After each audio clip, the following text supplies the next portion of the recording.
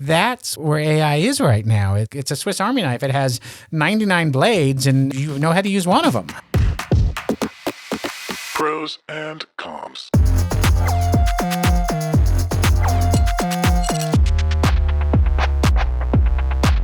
Welcome to Pros and Cons, Engagement Unplugged. I'm Brian Rowley. And I'm Laura Smith. And if you've actually worked on a lean marketing team, you've probably felt the pressure to do pretty much everything with limited time, people, and budgets. And today we're actually going to dig into how actually smaller teams can still be strategic and how to build momentum with actually outburning out or wasting budget. But before we dive in and introduce our guests for today, we have a new game to play, and it's called Keep, Kill, Fix. Keep, kill. Kill, fix. Okay. I'm always nervous of new games, Laura. I'm always nervous of new games. And new music by Joey. And new music by Joey. I love the music, but the games always scare me just a bit. Okay, so let's dive in. So we talk a lot in this podcast about marketing with intention. Yeah. And not just doing more for more sake. So this is a quick way for us to pressure test common marketing tactics. So we're going to name a few common marketing activities, and for each one, we'll decide if we'll keep it. So basically, it's working and worth continuing. We'll kill it. It's not adding value and should stop. Or fix. There's something there, but it's been done wrong. So, especially through the lens of teams with limited time and budget, in the spirit of today's episode, we're going to dive into Keep, Kill, Fix. Ready, Brian? I'm ready. Let's do it. Okay. Weekly blog posts. I say keep them. I actually think that, I think as thought leadership one, but I mean, I would say keep, but I also feel like, again, we have this conversation all the time, right? It has to be relevant, those types of things in order to, like if you're posting just for the sake of posting weekly blogs and, you know, your audience isn't either responding to it or, you know, you're searching for things that really aren't relevant, I would say not necessarily. But I think if you do a good job of creating the content associated with it, absolutely keep it. What about you?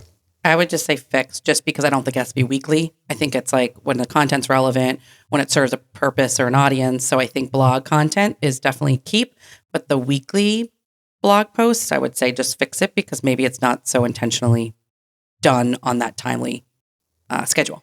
Makes sense. Okay. Posting on every social platform. I'm going to say kill, because I don't think to be socially present or relevant, you need to be on every platform. It doesn't make sense for your brand personally or for, you know, a professional brand. And I don't necessarily disagree with you, but I would say that I think being aware of who the audience is on each of the platforms and targeting the content or your post to the appropriate audience is probably the thing that is what people should be striving for, just versus doing a blanket post across all social platforms that you're on, not understanding the audience that actually shows up in those places. Right. Okay. AI generated content. Okay. I would say keep, but fix. And here's the reason why. I think anybody that's out there that's actually just going into an AI tool and generating content and then literally flipping that over and posting it, I think is making a huge mistake. I think that you still have to incorporate that humanistic approach and some of the experience that we all have and modify that content to be relevant to your business and have somewhat of a human element to it. So I think it's fixed, but I definitely think we need to keep it because we talk about this all the time. Your thoughts? I'm definitely a keep. I agree with you. I almost feel like these kind of prompts or ideas need definitions, because AI generated content in general to me is, of course, we're going to keep that. And you're reading it or interpreting it in a way as like, is it only that? So no, definitely not only AI generated content, but AI generated content holistically. Yes, we need to keep it. Agreed. Is it you or me? You. Oh, all right. Jeez, this game's really riveting, as you can tell. You know me. White papers and ebooks. Okay, I'm going to say people that know me or have worked with me in marketing for many years, I'm personally not a fan of them in the sense of like, would I read one? Would I download them? As from a professional standpoint, it's very, very rare or unlikely I would. But as a marketer, and as like the research shows, people want that content. So it's a keep.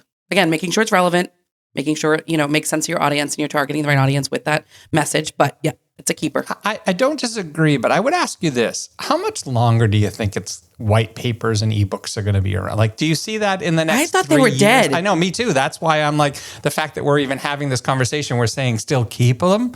I look at it and I'm like, how much longer? Because honestly, in general, for me, they just don't work. I know there's audiences out there, and I think there's certain job titles that rely very heavily on them. But in general, I don't know. I every time I see something where someone wants to do a white paper and ebook that comes across my desk, I'm always like, really? Is that what we're going to do? Agreed. Okay. Events and trade shows, your favorite topic. I know everyone thinks I hate trade shows. I really don't hate them, but I do think they need to be fixed. And I say that because, we just got back from ISE, and you look at the amount that people spend on trade show and trade show properties, and you look at it and you see people coming back year over year over year. And I won't name companies, but companies that were surrounding us had the exact same booth they had last year and the year before that. And it just seems to me, when you look at how much of your budget goes into creating that type of a property and then offering nothing new to pull me in as a consumer or a customer, I just feel like it's a huge miss. And I think in trade shows in general, I think a lot of companies get lazy. And pulling off a good trade show takes a lot of time. It takes a lot of thought, thinking about who the audience is, what's the message that you're trying to target, what's important, who are the keynotes that are showing up there, does your brand message align with the keynotes, all of that research versus just showing up, putting up a property and calling it a day. I just think there's a lot of work that needs to be done to fix them. And I know you don't love them either, so don't blame this all on me. Like, this is all me. I definitely don't love them. You like them more than I do. I understand there's a need for them. Yes, right. There's value that comes from it. Again, coming back from ISE and just experiencing, being able to talk to customers or prospects or partners. It's just like it really is a very, like a fulfilling, and I feel like you kind of leave there so energized. Agreed. For what's to come for the year and the opportunities that lie ahead and seeing all the technology and advancements. I mean, it's a must, but there needs to be a fix. I don't know what that fix is, but hopefully we'll get there soon. I mean, we've talked about this a lot. We've talked about, having those moments where, I think Alicia Henley had mentioned to it when we talked to her about this, those Instagrammable moments that people can pull out and actually something that's important that resonates. So I agree, 100%. Annual marketing plans. Fix, because you can't set anything at the beginning of the year and expect to play that out strategically or through execution as you thought of it in December the year before. So too much has changed, so much evolved, the business itself, marketing in general, the industry. So it's definitely a fix, because whether that, you look at it quarterly or you look at it every 6 months, or some teams, depending on how, efficient or nimble they can be, maybe it's monthly. So you need a marketing plan. Obviously, you need to have a strategy set for the year, or just like going into the year, but then you need to be open to adjusting and making sure that what you're doing makes sense for the business and what, the customers that you're trying to reach. Yeah, I don't think they go away. I just think that for me, the annual piece to it is the part that I struggle with a bit, because I think you have to have checks and balances, and you have to make sure things are working. And we all know that the business throws us 100 curveballs in the course of a year. So, and everything takes that priority. But the reality is, and we're going to talk about this today, when you have smaller teams, pivoting that quickly on major topics all the time is really challenging. But so if you don't have somewhat of a plan in place of what you're targeting and what you're trying to get to, you can get lost very, very quickly. And so I think I'm good with marketing plans, but I think the annual piece to it is the part that really causes me to say, yeah, I agree that we need to fix. So let's jump in. Let's bring in someone who actually spends his time helping teams figure out exactly these kinds of trade-offs. Our guest today helps marketing organizations grow, transform, and actually drive revenue, often with far fewer resources than most of us would probably like. He's held senior leadership roles across agency and brands, and now works closely with companies as a fractional CMO. So please welcome Norman Guadagno. such an intro. I feel humbled by that. I will do my best to live up to it. It's a pleasure to be here, and thanks for inviting me. Yeah, well, thank you for being here. We're excited to have you. Yes, we are. We're excited to dive in. It's a lot of, I think, what we'll talk about today is very relevant to our day-to-day and being in somewhat of that startup mentality and environment, smaller team working very efficiently. So we're excited to learn from you, Norman. Let's dive in. So if a small team can only focus on a few things to truly build momentum, where should they spend their time and money? Having listened to the kill, keep, or fix, I know your opinions on a few of these things right off the bat. So, I think it's a great question, right? So where should you spend your time? And I have a few ways that I think about that. First of all, there's and as you said, there's some things that the business just expects. Like people want to see the website updated. You have new products or services, you have to bring them on the website. So you take a bunch of stuff that is just expected. You got to send out emails if you have an email cadence. You have to do a bunch of things. You have to create certain types of content to feed SEO or to feed LLMs. So you take that off the table because that's sort of the table stakes, right? You got to do it. Then it becomes, how can marketing actually make a significant impact on the business? And you start looking at it with that lens very quickly of what can marketing do that's going to make the business stand out in a way that's going to drive engagement given the finite resources you have. And those finite resources varies upon the business, right? Some companies have teams of 20 people and they're like, we're 10 people understaffed. Some people have teams of 10 people and like, we're just about right. It varies. But what I find is when you start looking at what actually is going to make the business stand out, for example, trade shows.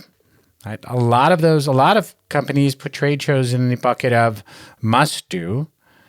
I actually think it's totally acceptable to take it into the why should we do and will we get the value from it as a quick thing that you have to think about right up front. Did we get value from it last year other than just showing up? If you start looking at it through that lens, very quickly you enter the realm of, oh, wait, everything's subject to asking the question. Is it we've always done it, therefore we must do it, or it's we actually can stand out? I don't want to go to a trade show and just be another guy and gal standing there saying, look at me, look at me. I want to go to a trade show and actually know that I'm going to shake hands, make contact, stand out, and be remembered. So I think when you think about it through the lens of nothing outside of what the business requires is actually sort of sacrosanct, everything should be looked at through that lens. Will marketing make an impact? I agree. I think the other thing is it doesn't always have to be from where I sit and what I look at. I don't think it's always an either or either. It's also prioritizing how much of your budget are you going to spend in each of these areas. So when you look at trade shows as an example, I don't think they should go away by any stretch. But if they're 60% of your budget, and to your point, you can't prove ROI back to them, then I think it's a time for the company as a whole. And it's not just marketing, it's sales, it's everyone who's involved in it to say, is this the best use of our dollars and what are you getting in return for that? But I think, that also takes us down another thing. And this would be another question I would have for you is, how do you actually help teams separate, what feels important? Because in a lot of cases, right, people say, trade shows, they're super, super important from what actually drives impact and revenue. How do you help people prioritize that and make those distinctions? It's a hard thing to do, Brian. Yeah. I mean, let's be clear, right? Yeah. You just hit on the crux of it, because how many times do you think that you have a trade show plan until the CEO says, we need a bigger booth? I've done that. I've been in companies where I said, well, maybe we don't need a booth at all, until the new CEO showed up and said, why don't we have a booth? All the other cool companies have booths. Why don't we? Well, we have this whole offsite strategy, blah, blah, blah. But back to your question, it is tricky. And it's one of the reasons why I actually like trying to go back to revenue impact. What does marketing do that ultimately will drive revenue? If you've attended these trade shows for years, and I've done this exercise, by the way, with a team, long list of trade shows every year. These are the ones we do. These are the partner events. These are the industry events. Here's the leads we've gotten. How many leads we got. Here's how much we spend. Awesome. But there was one thing missing from that spreadsheet, and it was not the fault of the person who showed me the spreadsheet. You know what was missing from that spreadsheet? The revenue those leads created.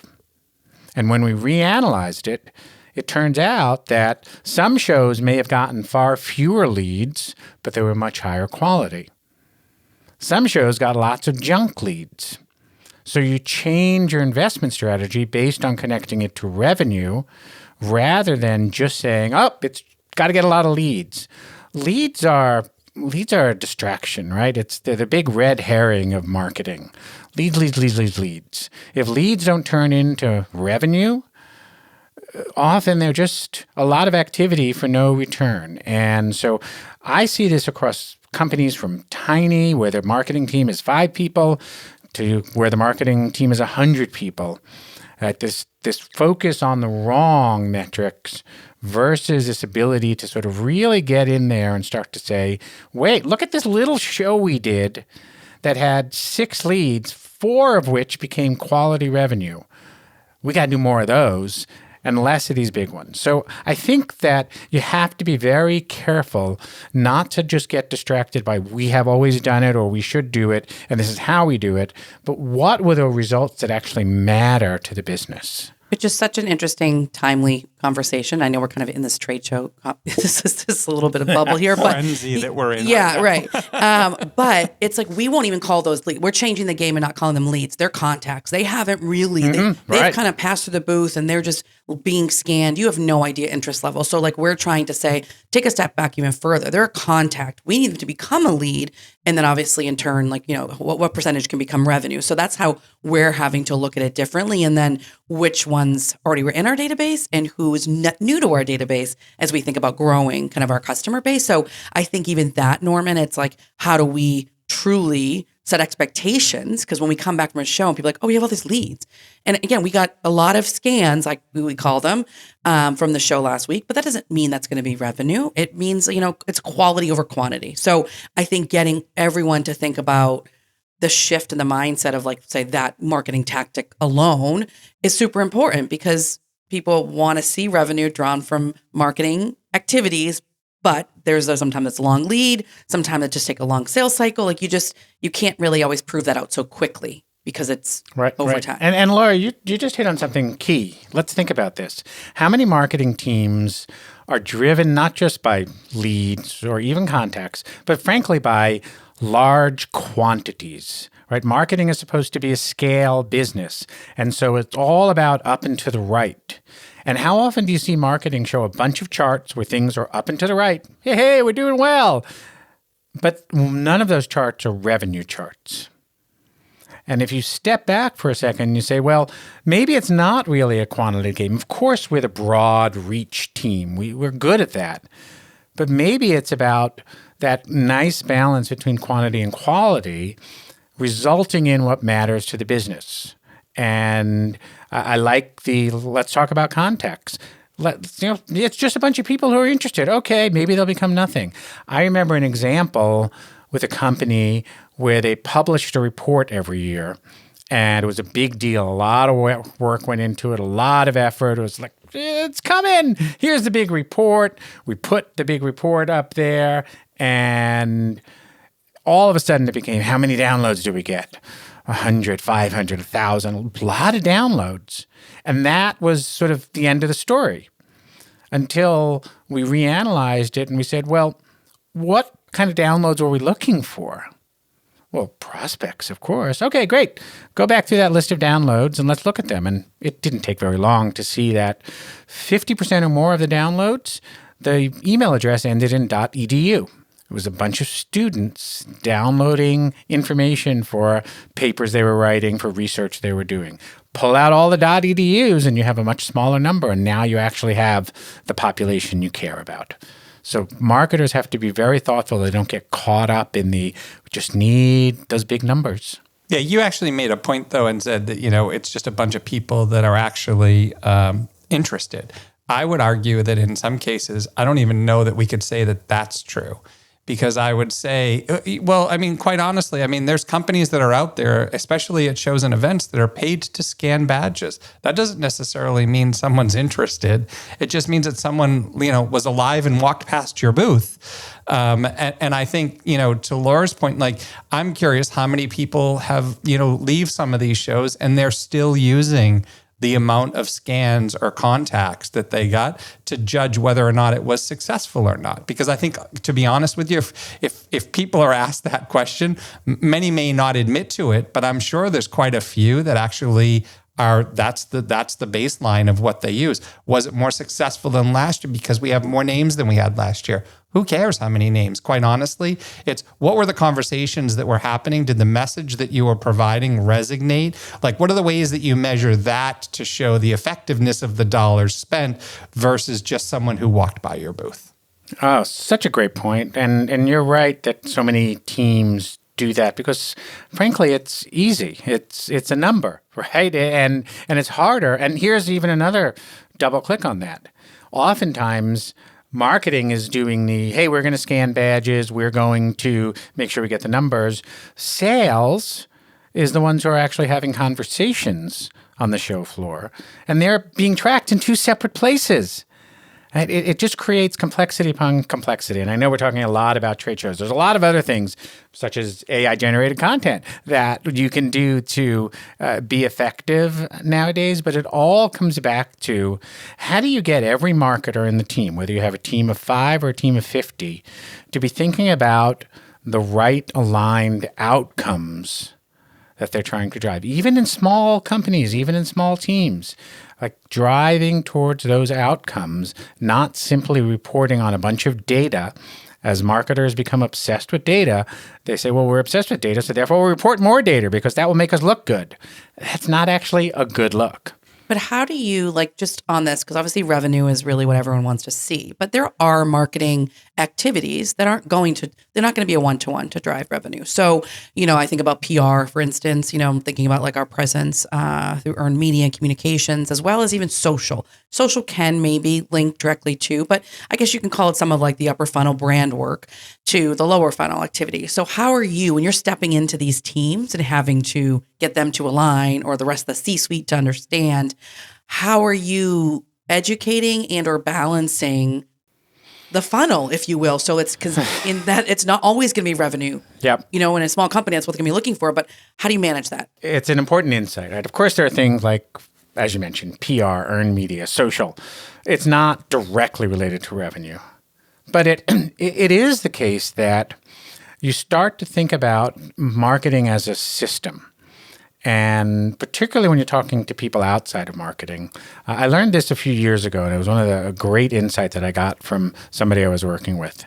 We stopped talking about that upper funnel awareness for the most part, especially outside of the marketing team. And we started talking about future buyers. And that is people who maybe someday they'll be a buyer. How important is it that we're educating them? And then we start talking about that middle of the funnel, buyers who are in market, right? But maybe they're not ready to buy, but they're, browsing around. They know that they need this solution at some point. And then, of course, you have the active buyers, right? Bottom of the funnel.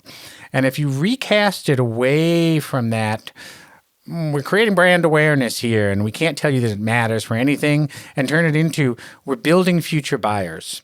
And in order for us to be able in a year to have N number of customers to generate X amount of revenue based on how the business is run, we need to make sure that we have created a pool of N number of future buyers. We have to touch 5,000 people, 10,000 people, 100,000 people, 1 million people to get the 500 people that ultimately become the 50 people that become the 5 people that are going to buy.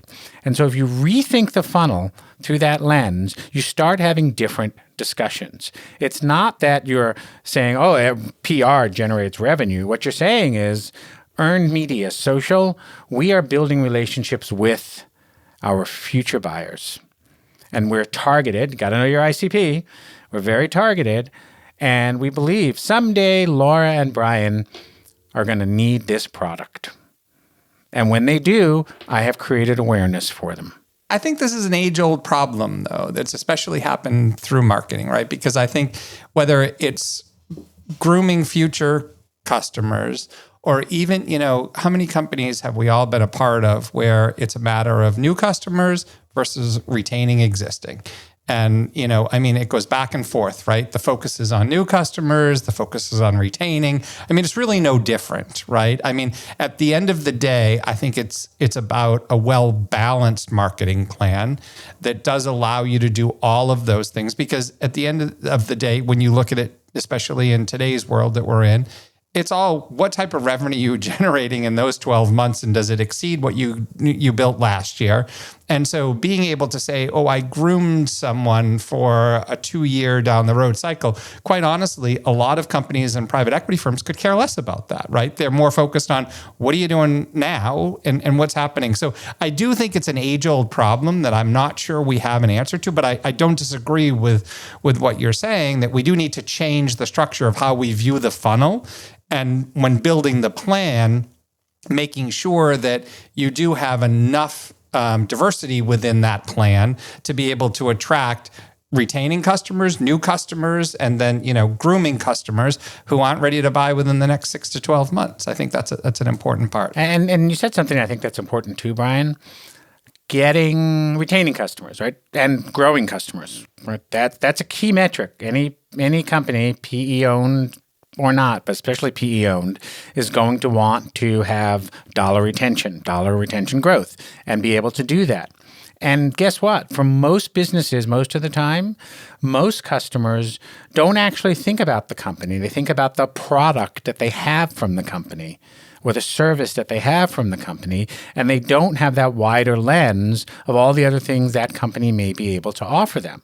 So part of what you're doing as you're creating that awareness for future buyers is you're also opening up the aperture for your existing base on who you are as a business, on the other things that you may offer, versus the constant oh, we got this, you got this, great. And we all do this.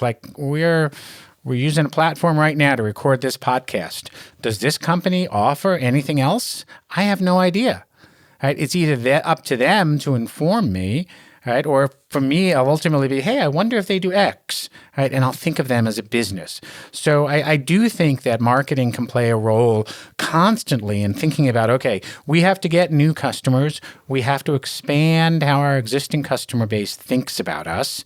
And we have to create good vibes everywhere. And I'll say that that's part of what marketing does. And it's not in any way sort of trying to belittle it. We create some good vibes because we're out there making sure that people think about our brand. And I've seen this. I saw a brand recently. It's a big brand, right, in its sector. It's a service business.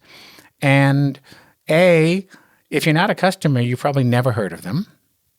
And B, if you are a customer, you're only a customer who's heard about the thing that they've done for you, and you had no idea that they do anything else. And that's a company that has thousands of customers around the globe. And their challenge is, how do we, A, get people who've never heard of us to know who we are and what we offer, and B, to get all those customers to think outside the box that we solved for them previously into some of the other boxes we can solve. Same one. That's not an uncommon challenge. Yeah, not uncommon at all. I want to pivot a little bit because I think your role as being a fractional CMO and kind of stepping into these maybe more leaner teams is just interesting. It's kind of I think for marketers out there that maybe haven't experienced, what you're doing and how you're helping. You're obviously building teams, or you're kind of reshaping teams, reorging in some ways, depending what the business needs are and all that. Now, if you had to, it's not a trick question because I feel like I really want your gut response because I'm interested. Sure, of course. But if you only had one marketing hire to make, all that they could really afford or the company was willing to invest in, what role would it be and why? Or a podcaster. Or I a would hire a podcaster. fractional CMO who has a podcast right away, and boom, you're done. There's no good answer to that, but my gut is that 9 times out of 10, it's probably a very good product marketer, because they're going to be the most well-rounded ability to talk about the capabilities of the product or the service, be able to articulate a clear value proposition. Usually they're a good writer. Usually they can interface with the sales organization and or the engineering product development organization. So I think that a strong product marketer is the go-to when you have nothing else on the table. Okay, on that line, let's just pivot that just a little bit, staying kind of in that realm. What tools or systems are non-negotiable for a small team? Ooh, that's a tricky one nowadays, right? Let's assume that they have a pen, as I have in my hand, and a piece of paper. That should be all the modern marketer God, needs. you're asking for a lot. You're assuming they write. I know. And obviously, let's just take off the table, email and the basics of being able to communicate. And you're going to hate my answer, or maybe you're going to love my answer, but I tell you from my own personal experience as a fractional marketer, moving in from company to company into a lot of different scenarios with a lot of different roles, the thing that I always have with me is my AI companion. And it's because it is, in fact, a general purpose tool. I can use that same tool to take a bunch of data, analyze it, and give me a summary. Take a bunch of information and produce a quick deck. You can do so much if you know how to use AI tools. And I think that most teams are trapped in I just want to use it to generate content, or I just want to use it to do this, versus thinking of it as the most flexible tool in your toolbox, and the ability to say, okay, I need it to, I have a year's worth of email history that this company's been throwing out. I don't know how to make heads or tails out of it. My AI can give me some insights in 30 seconds. And so I do think that today we have to start thinking about that as the go-to partner for every marketer. Yeah, I think that's actually, I'm not surprised by the answer. And I think it's actually really valid. But I think the thing that's kind of interesting about that is, had we asked you that question 6 months ago, you probably would have given us slightly different, I would assume, different answer.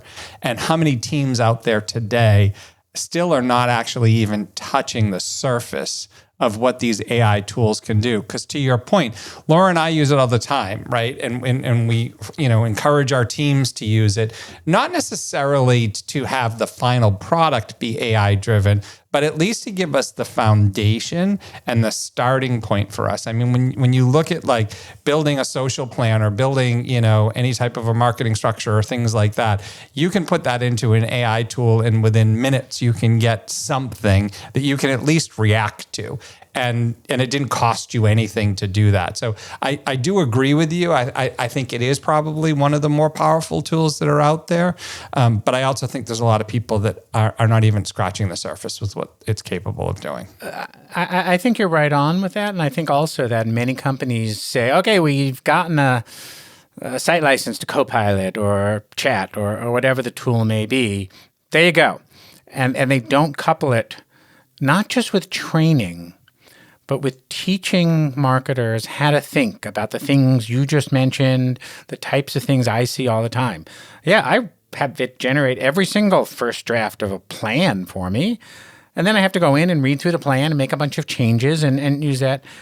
So that's part of it. It's also, I've gotten to the point where I have a whole stockpile of prompts that I've used time and again, and I've refined time and again. And so it's not like, okay, everybody, here you go. Here's your Swiss Army knife. Go to town. Like, how many people know what all the tools in that Swiss Army knife do? It's like I've looked at that little thing for years, and finally someone said to me, oh, you know that's like I was like, really? I didn't know I could do that with that tool. Like, oh boy, who knew? Like that's where AI is right now. It's like it's a Swiss Army knife. It has 99 blades, and you know how to use one of them. Yeah. Great point. Norman, you've said something before, in our prep call specifically. I think we talked about this, but you said everybody's a marketer, but nobody's a marketer. Yes. What do you mean by that? Like, let's dig into that a little bit. Yeah, welcome to the marketing age. Right, we're all marketers all the time. Whether we're through self promotion on social, whether it's through or public analysis of every piece of marketing. We're recording this just after the Super Bowl. Yay, Seahawks! And He says that to New England fans. Come on. I live in a split household. My wife is a Pats fan. I'm a Seahawks fan. We do live in New England, so I have to be careful wearing my Seahawks shirt. Congratulations. But beyond that, but all the dialogue was on about the halftime show and about the commercials. Marketing has become sort of the language in which we all speak, the lingua franca of everything around the globe, the sea in which we swim. But so few people actually step back and really understand what marketing means and is and how it operates and how you think about it. And what amazes me is that there are a lot of people who are just relentlessly self-promoting and says, I don't know anything about marketing. I'm like, you're actually doing a great job at it, though. So you have to think about a world in which marketing, and of course I'm a marketer, so I can say this, marketing is everything, right? And yet, at the same time, so few of us really understand, those of us who are professional marketers, the depth of the thought that goes into being able to create an audience, create a campaign, nurture that audience, be able to take them through a journey, tell a compelling story. Some people stumble into their stories. Most of us have to actually work really diligently to create a compelling story. And that's why everyone's a marketer. But maybe nobody's really a marketer nowadays. And do we have to reset the table to something a little bit different? Yeah, it's interesting because the one thing I'll say is that, always being in a marketing team and obviously having others within the company, or whether if I was on the agency side, the clients, everybody thought they had the greatest marketing ideas, right? Because it was like, well, you want to do our job? Like, that's our job. But because I think it's the creative and the fun thing, I'm using air quotes, and no one understands there's a process and there's research and there's so much to it. Whereas I think even like the Super Bowl ads, like most people who are watching at home, my family, it's funny, my sister and I both have been marketing and advertising, and I think our family has no idea how we may have contributed or could contribute to something like that. But because everyone's just like, oh, that's a funny ad, doesn't make it's good. Can you even remember whose ad it was? So I think it's, all consumers just have this mindset of like, oh, that's marketing. I could do that. It seems so easy. When the reality is, as marketers, as you said, no, there's so much more to it. Absolutely. I mean, to the very point, again, just reflecting on this recent Super Bowl and the great team that won, the harsh reality of it is not all those commercials were necessarily there for the reason you think they were there. And, just consider, as an example, I thought it was an interesting commercial, the commercial for Claude. That basically says you're not going to find ads for AI. Was that a commercial to convince people to use Claude, or was that a commercial to position them appropriately against OpenAI? I will ask you the question to say, which one was it? As marketers, we think about that deeply. We think, what was the real purpose of that commercial? And then that's true of almost every single commercial there. It's like, what was the real purpose? Was it category creation, positioning? Was it defensive or offensive? Was it grow share? Was it go after a new audience? Those are the things that marketers do. Yeah, I would say too that I think as marketers, we're actually at a point where we're seeing, some fairly significant transformation right now. And you had mentioned AI. We talked about the contribution of looking at, rather than leads, looking at revenue. We've talked about a couple of different points here. What do you think is, as part of this transformation that we're seeing, what do you think is changing the most? Ooh. And it's multifold. One, marketers do need to learn how to do more with less, because companies are making a calculated bet, for better or worse, that AI and other tools gives you more oomph, for lack of a better word, right? Gives you more scale, gives you more capabilities for less. So marketers have to be very thoughtful about doing more with less. And you have to think about the environment in which you are marketing. You have to think about the thing we just talked about, right? Everyone is in a sea of information. Like it used to be that you could know something and you could surprise someone. Hey, did you know so-and-so? And now you get like, oh yeah, I read that yesterday. Because everybody all the time knows everything about everything that they care about and a bunch of stuff they don't going on around them. As marketers, how do we enter into that conversation effectively? Right? Marketers used to be able to say, I'm walking into a room, I just need to get the attention of a few people. Now you're walking into a room and everyone's attention is elsewhere. And you just want to get the attention of one person, hopefully. And to get the attention of the whole room, that's a big deal. That's the new environment we're in. That's a really good point. Really good point. Okay, we're going to have some fun now, Norman. Not that this hasn't been a blast. We're going to have some real fun. This has been fun, but now we're going to have the real fun. Real fun. I'm ready. We are going to bring you into the hot seat. This is the hot seat, baby. This is the hot seat, baby.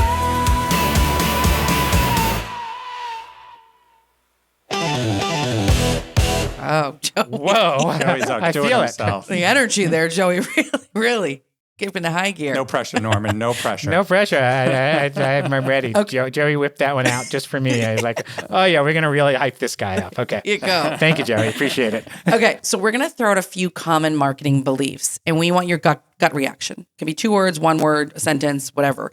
So don't overthink it, just your gut reaction. Okay. First one, more content equals better marketing. Oh, better content equals better marketing. And I think that the more is a dangerous word. AI is replacing most marketing roles. Bad thinking. AI is enhancing most marketing roles if you know what to do. Okay, you need perfect brand consistency at early stages. No, never, ever. Nothing is perfect, as I've tried to teach my children endlessly and failed to. Me too. Right? You are searching for, and we don't have to mention the foolish consistencies and what they are, right? We are searching for ways in which you can have effective brand consistency. Focusing on perfection, I say this again and again, and not to detract from the hot seat momentum here. Perfect marketing sitting on your desk is of zero value. And yet people relentlessly say, oh, I just got to tweak this thing. I just got to tweak that eventually. Stop that. Get it out the door. Marketing is an experiment that's going on all the time. What is the saying? Don't make perfect the enemy of good. That's right. I was just going to say, Laura, exactly. I mean, that is where we're at. Absolutely. Cut marketing budgets. Cut marketing first when budgets tighten. I feel sick in my stomach when you say that, Brian, but let me react. I do too, but I mean, that's what the reaction we're trying to get All right. Wow. Oh, you're so It's like, yeah. we're also in marketing. I think it's absolutely idiotic, but at the same time, unfortunately, I have seen in real world too many marketing teams have bloated budgets or budgets that aren't effective. So it's why it makes me sick, because it's rooted in a truth that you can cut marketing and still be able to get great results because there's bloat or there's misdirected funds. Fractional leaders can't truly own strategy. Whoa. Whoa. This is the hot seat, isn't it? Absolutely disagree. Strategy is owned by the people who are able to own strategy. I know that's recursive, but the reality is that all too often people think strategy is this thing that someone sits and creates strategy and let me bring to you the strategy now. No, that's absolute BS, right? The reality is strategy is something that requires you to be in the trenches, understanding what's happening with the business, and have sufficient perspective, which is what fractional executives do, because we've been operators for a long time, to turn that into a coherent strategy that then gets executed. I like it. Well, Norman, it has been a true pleasure having you with us today. Thank you so much for joining us, and thank you for the insights. I know we've learned a lot. I'm sure our audience has learned a lot, and we'd love to have you back at a future time. But thank you for being here. My absolute pleasure. Yeah, thank you both. Thanks, Norman. It was fun, and thank you for surviving the hot seat. It wasn't that bad, right? No, it wasn't. I was afraid of the question that was coming next. So I'm glad we've reached the end of our time together. So, Laura, I think, there's a lot of things we've learned from this one. And I love actually the last comment that Norman made, which was think about the environment where you're actually marketing.